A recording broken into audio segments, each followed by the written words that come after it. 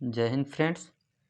आज काफ़ी दिनों बाद हम लोग थोड़ी सी क्लास जो है छोटी ही रहेगी और इसको चाहते हैं कि अब आगे बढ़ाया जाए। जो हिस्ट्री की क्लास हमारी चल रही थी जिसमें हम देख रहे थे तो सिंधु घाटी सभ्यता हमारी कंप्लीट हो चुकी थी।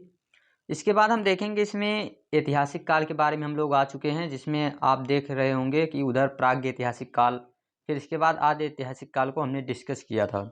अभी हमें देखना है यहाँ पे ऐतिहासिक काल। तो इसमें हम लोग देखेंगे किस तरीके से प्राचीन भारत के बारे में, मध्यकालीन और आधुनिक के बारे में, सबके बारे में डिस्कस किया जाएगा। तो यहाँ पे सबसे पहली बात है कि यहाँ पे लिखित स्रोत उपलब्ध हैं और इसे पढ़ा भी जा सका है। यहाँ पे हम वैदिक काल से लेके और अभी तक के समय जितने भी जो है इतिहास के महत्वपूर्ण समय रहे हैं, उनके काल रहे हैं, महत्वपूर्ण शासन करने वाले व्यक्ति आए हैं, सभी के बारे में चर्चा किया जाएगा।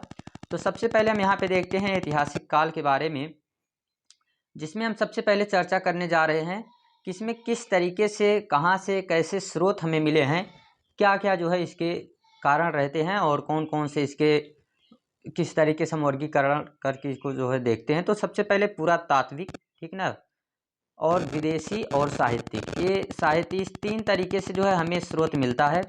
जिसमें देखिएगा तो पुरातात्विक को हम दो भागों में बांट देते हैं, एक सिक्का और दूसरा अभिलेख। विदेशी यात्रा के बारे में हम अभी डिस्कस करेंगे आगे, और साहित्य के बारे में अगर बात करें तो इसमें धार्मिक और गैर धार्मिक, इसको आगे हम लोग बढ़ाते हैं। तो अभी हम सिक्के के बारे में हो सकता है कि आज डिस्कस करें, इसके बाद आगे फिर बढ़ेंगे। तो यहाँ पे ब्राह्मण और ब्राह्मण, जिसमें धार्मिक में ब्राह्मण और गैर ब्राह्मण में रहेगा, तो यहाँ पे हम देखेंगे एक तरीके से वेद ब्राह्मण में रहेगा, ऋग्वेद रहेगा, वेदांग रहेगा, पुराण रहेगा, उपनिषद रहेगा, महाकाव्य रहेगा। तो इन सब के बारे में चर्चा की जाएगी। लेकिन अभी यहाँ पे गैर ब्राह्मण में केवल दो रहेंगे, एक जैन धर्म, एक बौद्ध धर्म। इतना जो है अभी हमें, जो हम देखेंगे कि ये जो श्रृंखला चल रही है इसमें एक तरीके से हम लोग डिस्कस करेंगे। तो सबसे पहले हम लोग सिक्के के बारे में यहाँ पे अध्ययन करेंगे। तो देखिए, सिक्के का जो अध्ययन होता है इसे हम लोग क्या कहते हैं, तो सिक्के का अध्ययन ही न्यूमिस्मेटिक्स कहलाता है, ठीक ना। सिक्के का अध्ययन न्यूमिस्मेटिक्स कहलाता है। टेराकोटा का सिक्का मिट्टी का बना होता था, ठीक ना, मिट्टी का बना होता था। यह सिंधु सभ्यता में बना था, सिंधु घाटी सभ्यता के समय में चलता था। इसके बाद हम लोग देखते हैं कि मौर्य काल के समय में आहत या पंचमार्क सिक्का बना था, जिसे हम लोग कहेंगे कि आहत के सिक्के पे एक तरीके से लिखावट नहीं होती थी, केवल यह चित्र बने होते थे। यह पहला धातु था, यानी ये पहला धातु का सिक्का था। टेराकोटा एक सिक्का था लेकिन जो है मिट्टी का बना होता था। इसके बाद ये पूरी तरीके से आप देखेंगे तो ये किसके समय में था, तो मौर्य काल के समय में।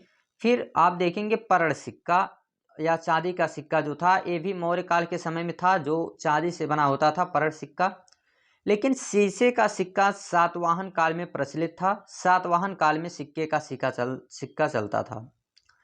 पहली बार सोने का सिक्का यूनानी लोगों ने बनाया। सोने का सिक्का पहली बार यूनानी शासकों द्वारा प्रचलित किया गया, लेकिन शुद्ध सोने का सिक्का कुषाण शासकों द्वारा प्रचलित किया गया। इसके बाद सर्वाधिक मात्रा में, यानी सबसे अधिक मात्रा में यदि कहीं सिक्का मिला तो वह सिक्का मिला है सर्वाधिक मात्रा में जहाँ रहेगा वहाँ पे अशुद्धिकरण भी रहेगा, यानी पे वहाँ पे जो है देखेंगे तो आप अशुद्धता भी मिलेगी। तो जिसके कारण यहाँ पे अशुद्ध सोना भी मिला है। किस वंश में, किस काल में, तो गुप्त काल में।